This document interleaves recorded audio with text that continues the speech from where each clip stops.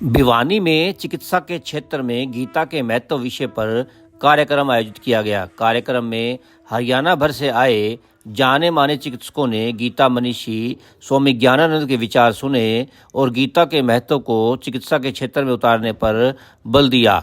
गीता मनीषी ने चिकित्सकों को कृष्ण व अर्जुन के संवाद के बारे में बताया और कहा कि आज का समय चिकित्सकों का बड़ा ही तनाव भरा रहता है। अगर वे अपने जीवन में गीता को उतारते हैं तो तनाव समाप्त होगा और अच्छे से मरीज का इलाज कर सकेंगे। सुनिए क्या कहा चिकित्सकों व गीता मनीषी ने। भिवानी से दीपक मुटरेजा की रिपोर्ट।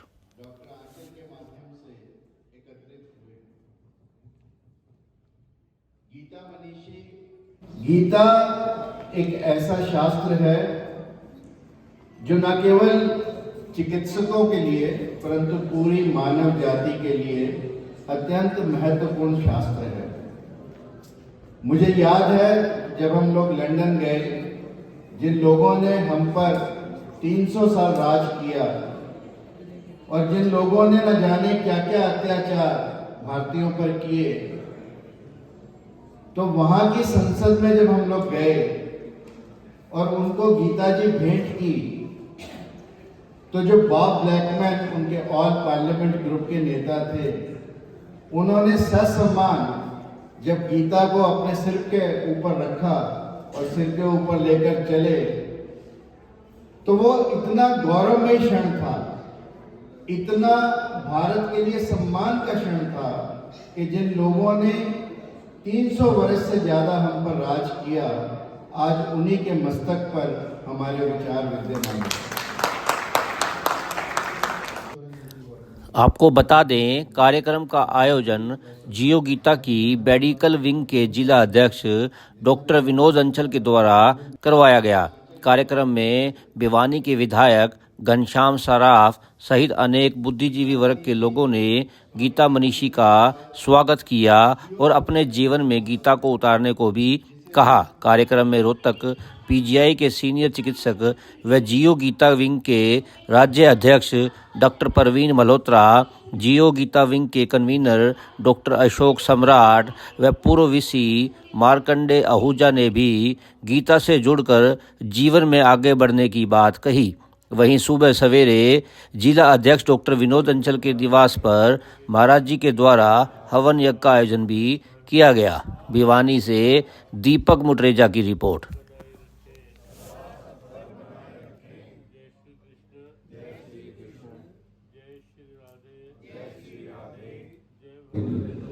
मेरा जीवन का सौभाग्य है कि जब मैंने एमबीबीएस में चलना शुरू किया तब मुझे महाराज जी का सानिध्य मिला। मेरी वाइफ डॉक्टर वानी बैठी, उनकी किस्मत और अच्छी थी। जब उन्होंने जीवन में चलना शुरू किया, मैंने एमबीबीएस में चलना शुरू किया था, उन्होंने महाराज जी की गोदी के अंदर खेला है उस याद के ऊपर। तो आज तक मान के चलिएगा, हम लोग कह रहे थे कि हमें स्ट्रेस होता है, डॉक्टर भारद्वाज कह रहे थे हर टाइम सोचना पड़ता है। मेरे पे भगवान की कृपा है कि मैंने 37,000 एंडोस्कोपी करी और रोज आप ऐसा हंसते हो कि इसकी एंडोस्कोपी ब्लीडिंग रुकेगी कि नहीं रुकेगी, इसका स्ट्रक्चर डायलेट होगा कि नहीं होगा।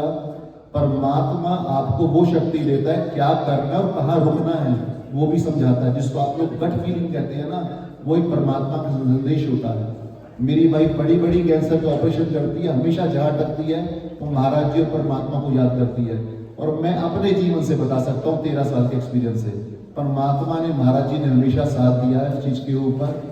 तो ये हमें फॉलो करने वाली बात है कि हम इसको कितना ज्ञान करते हैं। वास्तव में भगवद गीता में भगवान कृष्ण की जो भूमिका है वो एक बहुत कुशल चिकित्सक की भूमिका है।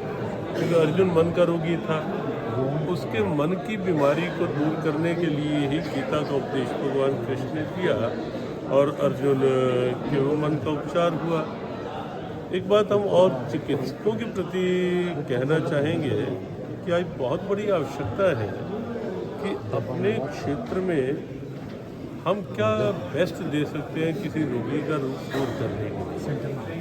ये भाव जगह है, हमें क्या मिलेगा इसकी अपेक्षा से ये भाव बहुत बड़ा है, बहुत सम्मान देने वाला है, संतुष्टि देने वाला है, समाज की प्रसन्नता देने वाला है कि हम रोगी के रोग की निवृत्ति के लिए गीता कहती है क्या बेस्ट दे सकते हैं। क्या बेस्ट कर सकते हैं।